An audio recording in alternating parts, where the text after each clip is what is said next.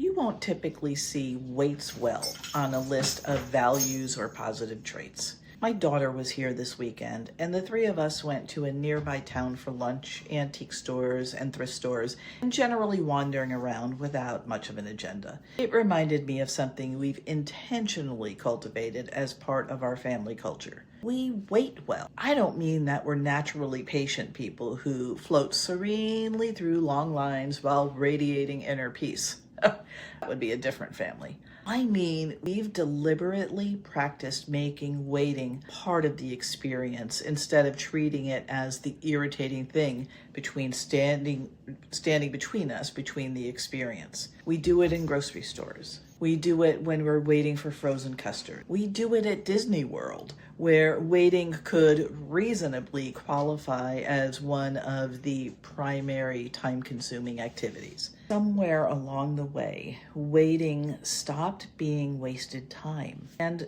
there's more neuroscience in that than you think. Our brains are prediction machines. They are constantly anticipating what happens next, allocating attention and energy, and looking for efficient ways to move us toward reward and away from discomfort. Waiting interferes with that.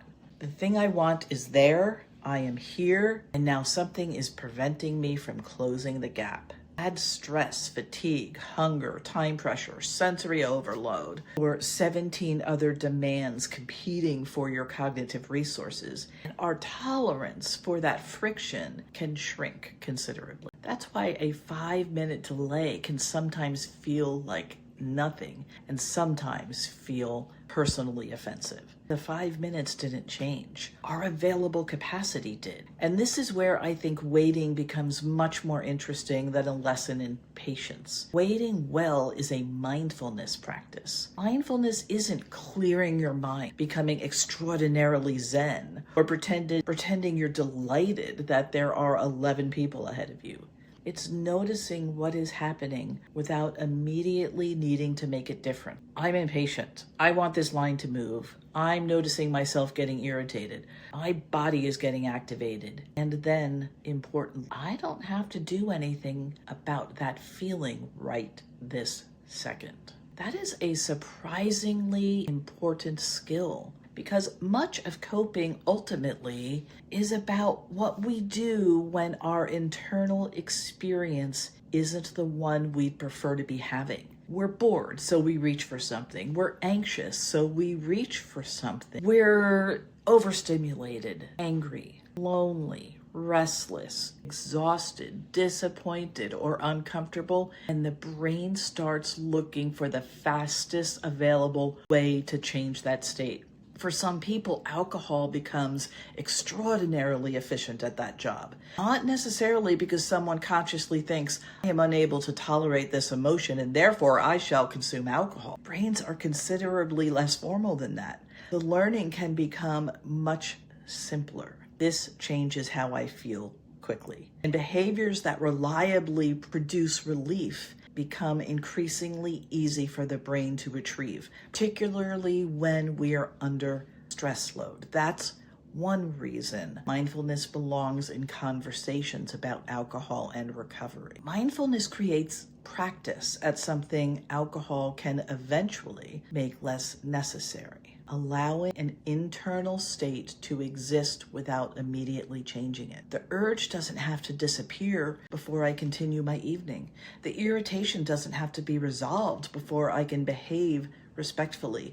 Boredom doesn't have to constitute an emergency. Discomfort doesn't automatically require an intervention. And waiting doesn't have to be wasted time. Which brings me somewhat unexpectedly to Win with Civility Month, because waiting isn't only an internal skill, it's relational. When we're impatient, overloaded, or frustrated, other people frequently end up carrying some of that experience for us. The cashier didn't create the line. The server didn't personally arrange for the kitchen to get backed up.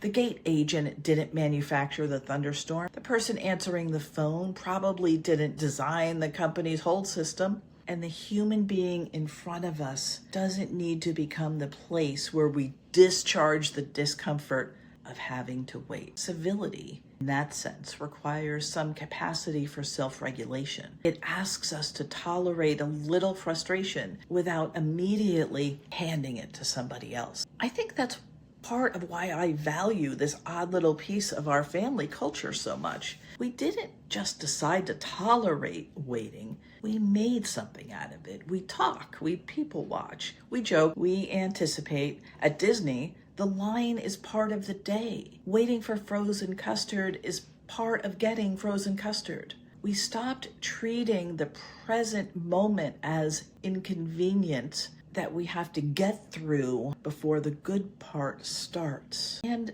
maybe that's the larger practice, because quite a lot of life happens while we're waiting for something else. The weekend, the vacation, the promotion, the house project to finally be finished. The difficult season to pass, the craving to subside, the brain to adjust to life without alcohol, the next version of our lives to begin. There is tremendous value in learning how to change things that need changing. There is also tremendous value in developing the capacity to be where we are while we are getting there. So maybe today's question isn't, are you a patient person? Maybe it's, how well do you wait? And what does the way you wait tell you about your relationship with discomfort?